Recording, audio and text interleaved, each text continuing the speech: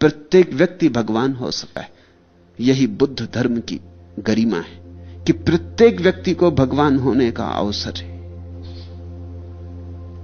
हिंदू धर्म में राम भगवान हो सकते, कृष्ण भगवान हो सकते, परशुराम भगवान हो सकते, 10 अवतार चुक गए, फिर कोई उपाय नहीं। हिंदू धर्म लोकतांत्रिक नहीं। इस्लाम में तो इतनी भी सुविधा नहीं, 10 आदमी भी भगवान नहीं हो सकते। मोहम्मद भी भगवान नहीं, मोहम्मद भी केवल संदेशवाहक पैगंबर। इस्लाम और भी कम लोकतांत्रिक है। भगवान एक तानाशाह है। ईसाईयत थोड़ी गुंजाइश रखती मगर ज्यादा नहीं। जीसस भगवान है लेकिन वो इकलौते बेटे, दूसरा कोई बेटा भगवान का नहीं। फिर ये सब बेटे किसके? फिर ये सब अनाथ हैं। फिर जीसस ही सनाथ हैं और बाकी सब अनाथ हैं। ये बात भी बड़ी गैर लोकतांत्रिक है। बुद्ध की बात बड़ी लोकतांत्रिक है। बुद्ध कहते हैं प्रत्येक भगवान हो सकता है। प्रत्येक के भीतर छिपा हुआ है भगवान का बीज। इसलिए भगवान एक है ऐसा नहीं। जितनी आत्माएं हैं इस जगत में उतने भगवान हो सकते। भगवान होना तुम्हारा स्वरूप सिद्ध अधिकार है। ठीक ठीक चलोगे तो पहुंच जाओगे, ठीक ठीक नहीं चलोगे तो चूक जाओगे। इसलिए गौतम बुद्ध को भगवान कहा है। वे नियम के साथ एक रूप हो गए, वे धर्म के साथ एक रूप हो गए। अब उनकी कोई आकांक्षा नहीं, कोई तृष्णा नहीं। अब वे नदी के साथ बहते, तैरते भी नहीं, कहीं जाना नहीं, जहां नदी ले जाए वहीं जा रहे। कहीं ना ले जाए तो भी ठीक, कहीं ले जाए तो भी ठीक। मझधार में डुबा दे तो वही किनारा। ऐसी परम तथाता की जो अवस्था है उसको भगवत्ता कहा है। भगवान गौतम बुद्ध श्रावस्ती के जेतवन में विहरते थे। श्रावस्ती के नगर द्वार पर बसे हुए केवट गांव के मल्लाहों ने अचिरवती नदी में जाल फेंककर एक स्वर्ण वर्ण की अद्भुत मछली को पकड़ा। इन सारी छोटी छोटी कथानक की प्रक्रिया को समझना, इनमें छोटे छोटे शब्दों का मूल्य है। अचिरवती नदी में, चिर नहीं है नदी, अचिर है, क्षणभंगुर है। अचिरवती नदी में मल्लाहों ने जाल फेंका और एक सोने की मछली को पकड़ा। ऐसे ही तो हम सब मल्लाह हैं और अचिरवती नदी में संसार की क्षण क्षण बदलती हुई धारा में जाल फेंके बैठे, अपनी अपनी बंसी लटकाए बैठे, सब अपनी अपनी मछली पकड़ने बैठे। कोई पद की मछली, कोई धन की मछली, कोई प्रतिष्ठा की, कोई यश की, कोई प्रसिद्धि की। अलग अलग मछलियों के नाम हो, मगर अचिरवती नदी के किनारे सभी मल्लाह हैं।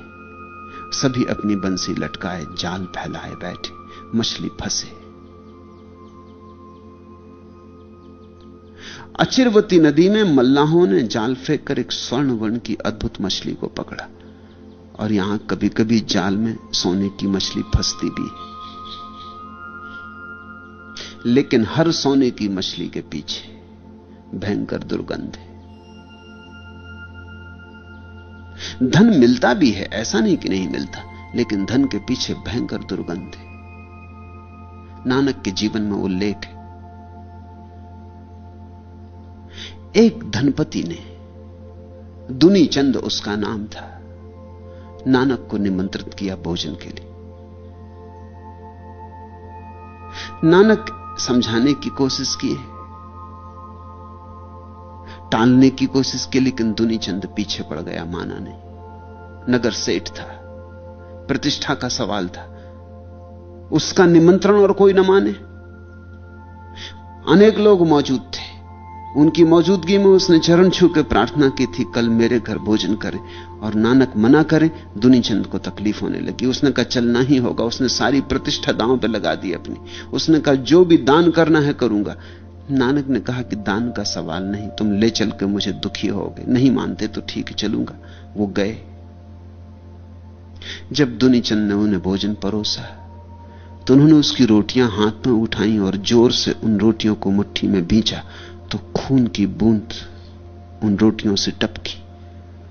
सैकड़ों लोग देखने इकट्ठे हो गए थे।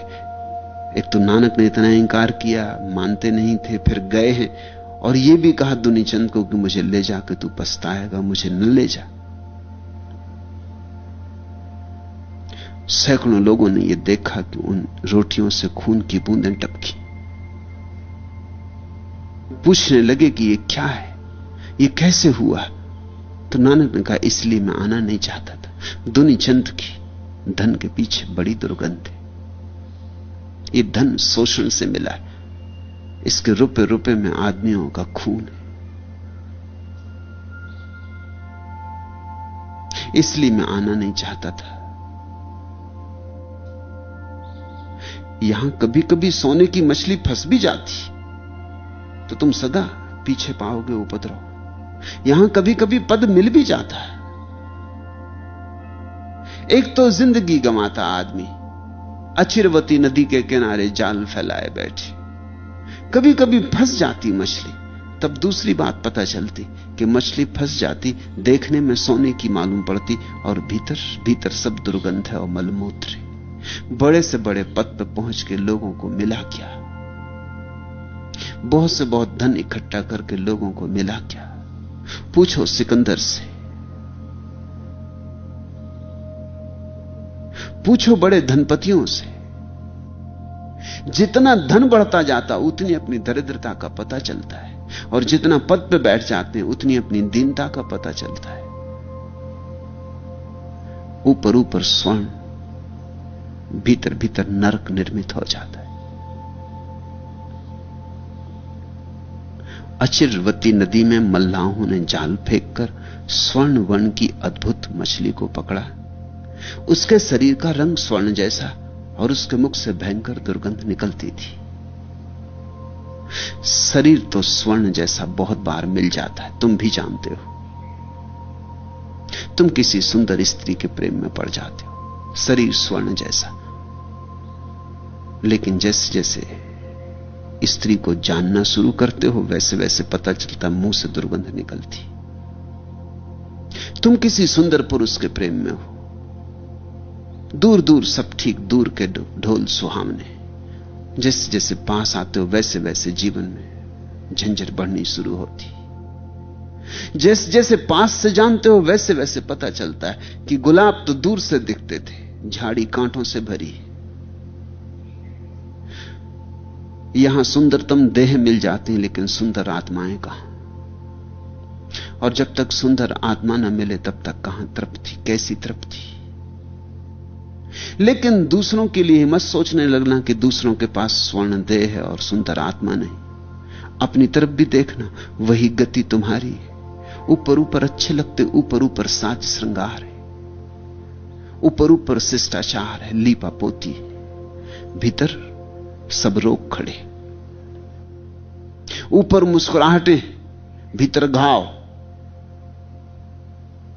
ऊपर बड़े सज्जन मालूम पड़ते, भीतर जंगली जानवर छिपा है। मुख में राम, बगल में छुरी।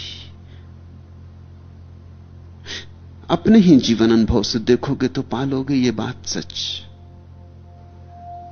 भीतर का भोलापन कहां मिलता, भीतर का स्वर्ण कहां मिलता? भीतर और बाहर एक हो ऐसा आदमी कहां मिलता? भीतर और बाहर एक ही धुन बजती हो, भीतर और बाहर एक ही संगीत हो, भीतर और बाहर एक ही सुगंध हो, ऐसा आदमी कहां मिलता? ऐसा आदमी मिल जाए तो उसका संग साथ मत छोड़ना। ऐसा आदमी पारस जैसा है, उसके साथ लोहा भी सोना हो सकता है। लेकिन उसके पास शरीर को ही मत रखना, नहीं तो ऊपर ऊपर सोना हो जाओगे। उसके पास आत्मा को भी रखना, उसके चरणों में सिर ही मत झुकाना, आत्मा को भी झुका देना। जब कभी कोई ऐसा व्यक्ति मिल जाए जिसके बाहर भीतर सब एक हो, जिसके बाहर भीतर नाद बज रहा हो, जिसके बाहर भीतर ओंकार की गूंज उठ रही हो, जिसके बाहर भीतर आनंद ही आनंद हो, समाधि समाधि के फूल खिल रहे हो, फिर वहां शरीर को ही मत झुकाना, शरीर से ही उसके पास मत जाना, फिर आत्मा से सत्संग करना, नहीं तो जो गति मछली की हुई वही गति तुम्हारी हो जाएगी। यही तो हो रहा है। सत्संगों में भी जाते हो तुम, ऐसा नहीं कि नहीं जाते, कभी कभी मंदिर भी जाते हो, मस्जिद भी जाते हो, गुरुद्वारे भी जाते हो, कभी कभी साधु संग भी करते हो, मगर ऊपर ऊपर से, भीतर भीतर से अपने को बचाए रखते हो। पछताओगे कभी, बुरी तरह पछताओगे, क्योंकि सत्संग तो भीतर से होना चाहिए। देह पास हो या ना हो चलेगा, आत्मा पास होनी चाहिए। आत्मा से किसी के पास बैठ जाने का नाम ही शिष्यत्व है। उस मछली का रंग तो स्वर्ण जैसा, किंतु उसके मुख से भयंकर दुर्गंध निकलती थी। यह कहानी तुम्हारी है, यह कहानी सबकी है। इन कहानियों को कभी भूल के ऐसा मत सोचना कि ठीक है, कथाएं हैं, पुराणों की हैं। ये कथाएं तुम्हारी हैं, ये मनोवैज्ञानिक हैं, ये मनुष्य के मन की कथाएं। मल्लाहों ने उसे राजा को दिखाया, राजा उसे एक द्रोणी में रखवा कर भगवान के पास ले गया। उस समय मछली ने मुख खोला। अब तुम थोड़ा सोचना, मल्लाह नहीं समझे, समझ में आती है बात। मल्लाहों ने न कभी सोना देखा, कैसे समझे? लेकिन राजा तो सोने में जीता था। राजा को भी दिखाई ना पड़ा ये कि ये उसकी ही कथा है। ऊपर ऊपर सोना था राजा के भी, भीतर भीतर उसके भी तो दुर्गंध थी। उसको भी चमत्कार मालूम हुआ। मल्लाहों को क्षमा कर दो, क्षमा किए जा सकते। कभी सोना देखा नहीं, सोने की मछली सपने में नहीं देखी। राजा तो सोने की ही दुनिया में रहता था, इसे तो अकल होती, मगर कौन अपने को देखता? अपने पे आंख ही नहीं जाती, अपने को आदमी देखता ही नहीं। चीन में एक पुराना रिवाज था कि जब किसी कैदी को फांसी देते तो फांसी देने के पहले उसके हाथ में आईना देते कि वो अपनी शक्ल देख ले। बड़ी अजीब परंपरा। काहे के लिए? कोई आदमी मर रहा है, उसे तुम दर्पण दे रहे हो। यह एक बहुत प्राचीन परंपरा का हिस्सा था। वो परंपरा यह कहती है कि इस आदमी ने जिंदगी भर तो अपना चेहरा नहीं देखा, मरने के वक्त तो देख ले। कोई अपना चेहरा देखता ही नहीं। हम दूसरों में ही उलझे रहते, दूसरों की निंदा में, दूसरों की आलोचना में। कौन गंदा, कौन बुरा, कौन पापी, कौन अनाचारी, इसी में बीत जाता समय। फुर्सत कहां कि अपना चेहरा आईने में देख लें।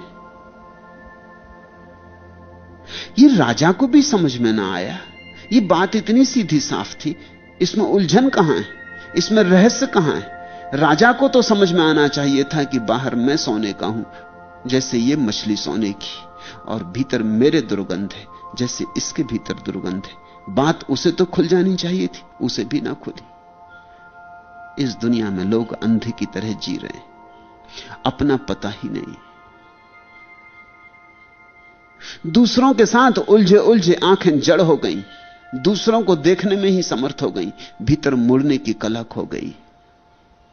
लकवा लग गया है तुम्हारी आंखों को, बस एक ही तरफ देख पाती। अब उनमें गतिमयता नहीं है, लोच नहीं है कि कभी कभी मुड़ के अपनी तरफ भी देख लें। राजा को भी समझ में ना आया तो बुद्ध के पास ले गया।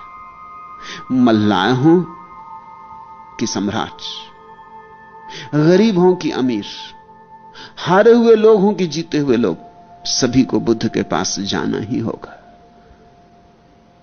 वहीं रहस्य के पर्दे उठ सकते। यहां गरीब भी सोए हैं, अमीर भी सोए हैं, प्रजा भी सोई, राजा भी सोए। यहां सब अंधे और अंधे, यहां अंधे अंधों का नेतृत्व कर रहे हैं।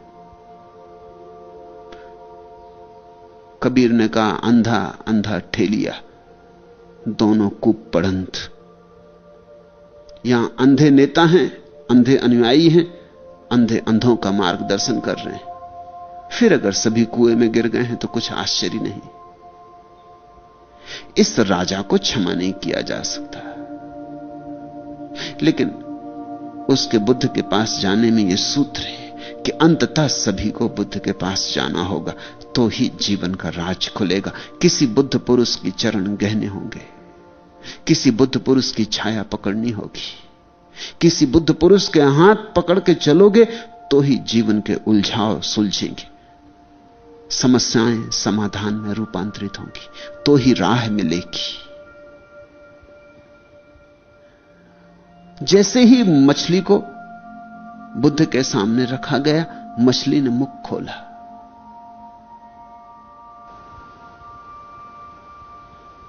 क्यों मछली ने बुद्ध को देख के मुख खोला?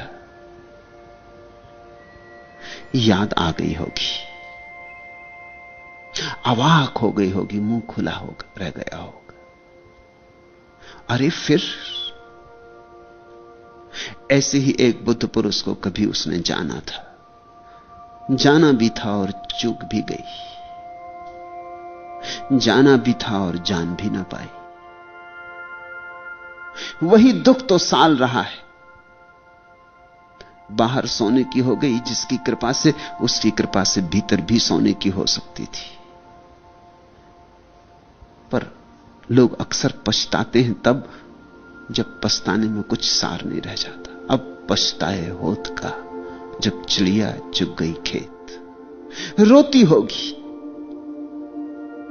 जार जार रोती होगी। अचानक फिर देखकर, और ध्यान रखना, बुद्ध पुरुषों के रूप कितने ही भिन्न हो, उनकी देहें कितनी ही भिन्न हो, उनके चेहरे कितने ही भिन्न हो, उनका भाव एक, उनके भीतर की ज्योति एक। दिए में भेद हो सकता, मिट्टी के दिए कई तरह के बन सकते, लेकिन दिए में जो ज्योति जलती, उसका स्वाद एक, उसका गुण एक, उसका धर्म एक। ये मछली कभी किसी एक बुद्ध के पास रही थी। अनंत बुद्ध हुए। ध्यान रखना, गौतम बुद्ध ने बहुत बार अपने से पहले हुए बुद्धों की कथाएं कही। अनंत बुद्ध हुए।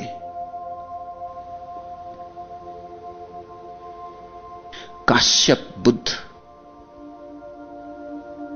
हजारों साल पहले बुद्ध से हुए। उन्हीं काश्यप बुद्ध की याद आ गई होगी, फिर दिए को जला देखकर, फिर वही सुगंध, फिर वही रूप, फिर वही सौंदर्य, फिर वही प्रसाद, फिर वही आनंद की वर्षा। मछली का मुख खुला रह गया होगा। अवाक जब कोई हो जाता तो मुंह खुला रह जाता। ठिठक गई होगी मछली। सोचा नहीं था सपने में कि फिर ऐसे व्यक्ति के दर्शन होंगे। एक बार बुद्ध पुरुष खो जाए तो जन्म जन्म लग जाते, क्योंकि बुद्ध पुरुष विरले हों भी तो भी तुम उनके पास पहुंच पाओ इसकी बहुत कम संभावना है, क्योंकि तुम वहां जाते हो जो तुम्हारी तलाश है। तुम राजनेता के पास जाते हो क्योंकि पद की तुम्हें तलाश है। राजनेता तुम्हारे गांव में आए तो तुम सब इकट्ठे हो जाते हो, कभी स्वागत करने, कभी जूते फेंकने, मगर इकट्ठे हमेशा हो जाते हो। तुमसे रुका नहीं जाता, वहां तुम्हारे प्राण अटके। बुद्ध पुरुष गांव में आए भी तो भी तुम शायद ही जाओ, क्योंकि बुद्धों से तुम्हारा क्या लेना देना। वह तुम्हारी आकांक्षा नहीं है। तुम वासना छोड़ना थोड़ी चाहते, तुम वासना को पूरा करना चाहते हो। तुम बुद्धों से बचोगे। अगर बुद्ध रास्ते पे मिल जाएं तो तुम बगल की गली से भाग खड़े होगे। तुम बचोगे। ऐसे लोग बचते हैं, बचने के लिए हजार बहाने खोजते, तर्क जाल बना लेते। क्यों? क्योंकि उन्हें डर लगता है कि बुद्ध पुरुष के पास गए, अगर कोई बात सुनाई पड़ गई और कहीं समझ में आ गई तो अब तक जो जो उन्होंने न्यस्त स्वार्थों का जाल फेंकाया, अचिरवती नदी के किनारे जो वो मछली पकड़ने बैठे हैं उसका क्या होगा। और वर्षों से मछली पकड़ने बैठे हैं, अभी तक पकड़ी है नहीं मछली। अब बुद्ध पुरुषों के वचन सुन लें, ये कहते हैं छोड़ो छाड़ो जाल, ये नदी अचिर है। ये रहने वाली नहीं, इसमें पकड़ा तो भी ना पकड़ने के बराबर। ये सब पानी के बबूले, ये सब माया है। ऐसी बात अभी मत कहो, ऐसी बात कहो ही मत, ऐसी बात सुनो ही मत। अभी तो मछली तो पकड़ो पहले, फिर देखेंगे। मछली पकड़ के सुनना होगा, सुन लेंगे, लेकिन पहले मछली पकड़ में आ जाए। तो एक तो बुद्ध पुरुषों के पास कोई जाता नहीं, क्योंकि लोग वहीं जाते हैं जहां उनकी आकांक्षाएं तृप्त होने की संभावनाएं। बुद्ध पुरुषों के पास आकांक्षाओं से मुक्त होना पड़ता है, और मजा और विरोधाभास कि जो आकांक्षाओं से मुक्त हो जाता है वही तृप्त होता है, और जो आकांक्षाओं से भरा है वो अतृप्ति और अतृप्ति में जलता है। तुमने नरक में लपटों में जलने की बात सुनी है, वो नरक कहीं और नहीं है, वो तुम्हारी आकांक्षाओं का नरक है जिसमें तुम अभी जल रहे हो। इस भूल में मत पड़ना कि मर के तुम नरक में जाओगे। तुम नरक में हो। नरक में होने का अर्थ इतना ही होता है, तुम्हारा मन वासना की लपटों से भरा है।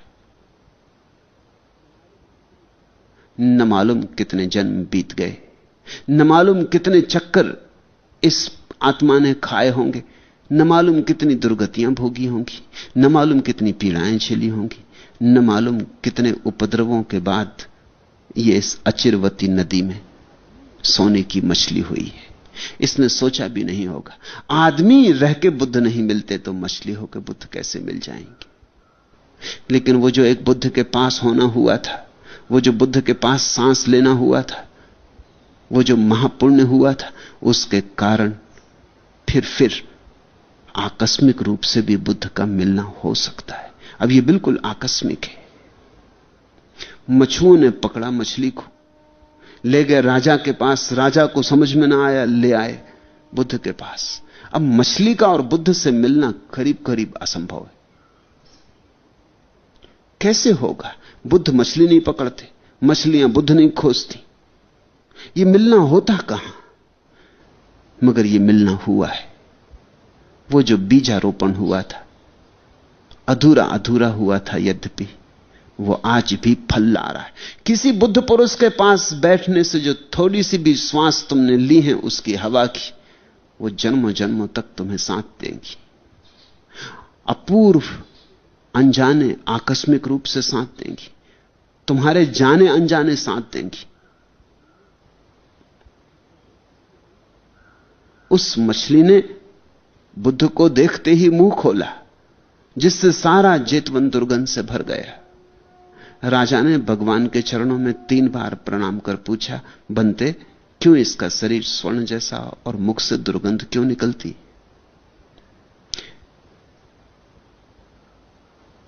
बुद्ध के पास जाने, बुद्ध के पास कुछ पूछने की प्रक्रिया है। बुद्ध से तुम ज्ञानी की तरह कुछ नहीं पूछ सकते हो। ज्ञानी की तरह पूछा तो बुद्ध उत्तर भी नहीं देंगे। बुद्ध से तो झुक के पूछो तो ही उत्तर मिल सकता है, झोली फैलाओ तो ही उत्तर मिल सकता है। इसलिए 3 बार प्रणाम करके, 3 बार झुक के। क्यों 3 बार? एक बार झुकने से ना चलेगा, तुम्हारा भरोसा नहीं। एक बार झुको और बिल्कुल ना झुको, अकड़े ही खड़े रहो। शायद दूसरी बार थोड़े और, शायद तीसरी बार झुक पाओ। भूल चूक ना हो जाए, इसलिए 3 बार। क्योंकि तुम झुको तो ही बुद्ध उत्तर देते। तुम्हारा झुकना जब दिखाई पड़ जाए, प्रत्यक्ष हो जाए, तो ही उत्तर देते। क्योंकि जो जानकार है उसको बुद्ध उत्तर नहीं देते। जानकार को क्या उत्तर देना? जो निर्दोष भाव से पूछता है, जो इस बात को स्वीकार करके पूछता है कि मैं अज्ञानी हूं, आप ज्ञान बरसाएं, मैं अंधेरे में हूं, आपकी रोशनी लाएं। लेकिन जो इस अकड़ से पूछता है कि रोशनी तो मेरे पास, ये ठीक है, चलो तुमसे भी मेल ताल कर लें, देखें तुम्हारे पास भी रोशनी है या नहीं। उत्तर तो मुझे मालूम ही है, तुमसे भी पूछे लेते हैं कि शायद मेल खा जाए, शायद तुम्हें भी ठीक उत्तर पता हो। अगर मुझसे मेल खा जाए तो तुम्हारा उत्तर ठीक, अगर मेल ना खाए तो तुम्हारा उत्तर गलत। ऐसे लोगों को बुद्ध पुरुष उत्तर नहीं देते, क्योंकि क्यों व्यर्थ बात करनी। इस देश में यह बड़ी प्राचीन परंपरा है कि गुरु के पास कोई जाए तो झुका हुआ तो ही कुछ पाएगा। झुकोगे तो भरे हुए लौटोगे, अकड़े रहोगे खाली के खाली लौट आओगे।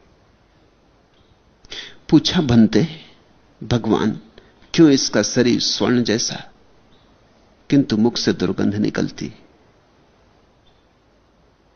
भंते भगवान का ही संक्षिप्त रूपांतरण है। अति प्रेम में भंते कहा जाता। भगवान बड़ा शब्द है। जैसे आप अति प्रेम में तुम हो जाता और अति प्रेम में तू हो जाता, ऐसे ही भगवान भंते हो जाता। अपूर्व प्रेम से भर के उस राजा ने अत्यंत विनय से भर के बुद्ध से प्रश्न पूछा। भगवान ने अत्यंत करुणा से उस मछली की ओर देखा और बड़ी देर तक देखते रहे। उतरने लगे उस मछली के अतीत में, परत परत खोलने लगे होंगे उसकी अतीत स्मृतियों का जाल। कुछ खोता नहीं। तुम अपने सारे अतीत को लिए बैठे हो, तुम्हें पता ना हो, लेकिन जिसके हाथ में रोशनी है वो तुम्हारे भीतर देख सकता है, तुम्हारी अचेतन परतों में जा सकता है। वो देख सकता है पहले तुम कहां थे, क्या थे, कैसे थे, क्या किया, कैसे यहां आए, कौन तुम्हें यहां ले आया, कैसे बीज तुमने बोए थे, कैसे कर्म तुमने किए थे, क्या है तुम्हारी अतीत स्थिति। क्योंकि तुम तुम्हारा अतीत हो, तुम हो वही जो तुमने किया और जो तुम अतीत में रहे। इसलिए बुद्ध बड़ी देर तक चुप और बड़ी करुणा से उस मछली को देखते रहे। करुणा से इसलिए कि काश्यप बुद्ध जैसे महापुरुष का साथ मिला और यह गरीब मछली, यह गरीब प्राण, यह गरीब आत्मा चूक गई। ऐसा अपूर्व साथ कैसे चूक गया? तो महाकरुणा है उनके हृदय में। बड़ी देर तक चुप रहने के बाद वे बोले, महाराज, यह मछली कोई सामान्य मछली नहीं, इसके पीछे छिपा लंबा इतिहास है। हर एक के पीछे छिपा लंबा इतिहास है। कोई भी यहां नया नहीं, तुम सब बड़े प्राचीन यात्री हो, इस रास्ते पर सदियों सदियों चले हो।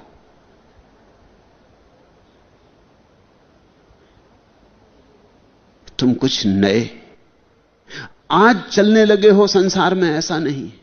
अति पुरातन हो, उतने ही पुरातन हो जितना पुरातन यह संसार है। तुम प्रथम से चल रहे हो, तुम इस संसार के साथ ही हो, अनेक अनेक रूपों में, अनेक अनेक ढंगों में, कभी वृक्ष, कभी पशु, कभी पक्षी, कभी मनुष्य, और घूमते रहे हो मूर्छित। तुम्हें पक्का पता नहीं, तुम्हें कुछ भी पता नहीं कि तुम कहां से आए, कैसे आए, कौन हो। लेकिन बुद्ध पुरुष की रोशनी में सारी परतें अपना राज खोल देती। बुद्ध का ध्यान तुम्हारे भीतर ऐसे जाता जैसे एक्सरे की किरण जाए, जो नहीं दिखाई पड़ता वो दिखाई पड़ जाए।